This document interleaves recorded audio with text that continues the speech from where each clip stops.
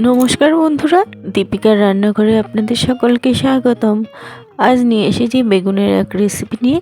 তো আপনারা তো বেগুন ভর্তা, বেগুনের মাখা অনেক কিছু খেয়েছেন, তো বেগুনের রেসিপিটা এইভাবে একবার ট্রাই করবেন। খুবই সুস্বাদু হয় খেতে, এটি ভাত, রুটি, পরোটা সব কিছুর সঙ্গে দারুণ লাগে খেতে। তো প্রথমে কড়াইতে সর্ষের তেল গরম করে নিয়েছি। এবার বেগুনগুলো আমি এরকম টুকরো টুকরো করে কেটে নিয়েছি। বেগুনগুলো কড়াইয়ের মধ্যে দিয়ে দিলাম। এবার এগুলোকে আমি লাল লাল করে ভেজে নেব। উল্টে পাল্টে বেগুনগুলো লাল লাল করে ভেজে নিতে হবে, যেরকম বেগুন ভাজা করি সেরকমভাবে বেগুনগুলো লাল লাল করে ভেজে নিতে হবে। তো বেগুনগুলো একটু ভাজা হয়ে গেছে, একটু পাশ করে রেখে দিলাম। তারপরে দিয়ে দিলাম দুটো টমেটো কুচি করে কেটে দিয়ে দিলাম। এগুলো বেগুনের সাথে একটু ভাজা ভাজা করে নেব। দেখুন নিচ থেকে একদম খোসাগুলো প্রায় ছাড়িয়ে আসছে, টমেটোগুলো ভাজা ভাজা হয়ে গেছে। এবার উল্টে পাল্টে টমেটোগুলোও ভেজে নেব। এবার বেগুনগুলো আমি নামিয়ে নেব। বেগুনগুলো যেহেতু ভাজা হয়ে গেছে, তারপর টমেটোগুলোও ভাজা হয়ে গেছে, টমেটোগুলোও আমি নামিয়ে নেব।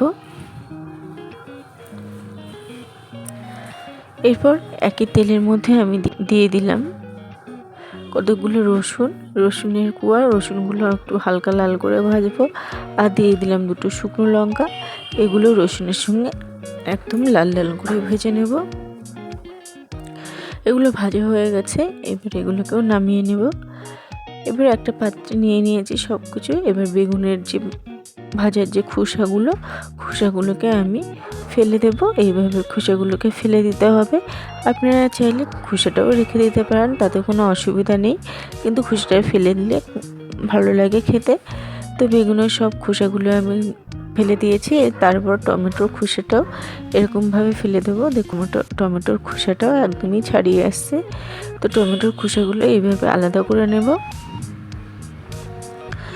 তারপরে এর মধ্যে দেখুন টমেটোগুলো আমি খোসাগুলো ছাড়িয়ে নিয়েছি, একদম ম্যাশ ম্যাশ করে নেব এবার হাত দিয়ে। আপনারা এখানে ম্যাশার দিয়েও করে নিতে পারেন। তারপরে নিয়ে নিলাম একটু লবণ স্বাদ মতন। এরপর লবণের মধ্যে শুকনো লঙ্কাগুলো একটু ভালোভাবে মেখে নেব। একটু লবণের মধ্যে শুকনো লঙ্কাটা মাখলে শুকনো লঙ্কাটা একদমই গুঁড়ো গুঁড়ো হয়ে ভালোভাবে মাখা হয়ে যায়। তারপর সমস্ত টমেটো, বেগুন, লঙ্কা, রসুন সমস্ত ভালোভাবে একটু মেখে নেব। এখন মাখা হয়ে গেছে। এরপর এর মধ্যে দিয়ে দিলাম কেটে রাখা পেঁয়াজ ও লঙ্কা কুচি আর কিছু ধনেপাতা কুচি। আর দিয়ে দিলাম একটা লেবুর রস। লেবুর রসটা অবশ্যই দেবেন বন্ধুরা, তাহলে এই ভর্তাটা বা বেগুন মাখাটা একদম টেস্ট ডবল গুণ বেড়ে যাবে। তো এগুলো দিয়েও ভালোভাবে একটু মেখে নেব। তো এটা আপনারা রুটি, পরোটা, এমনকি ভাতের সঙ্গেও খেতে পারেন, দারুণ লাগে রেসিপিটা। তো বন্ধুরা রেডি হয়ে গেলে বেগুন ভর্তা বা বেগুন মাখা।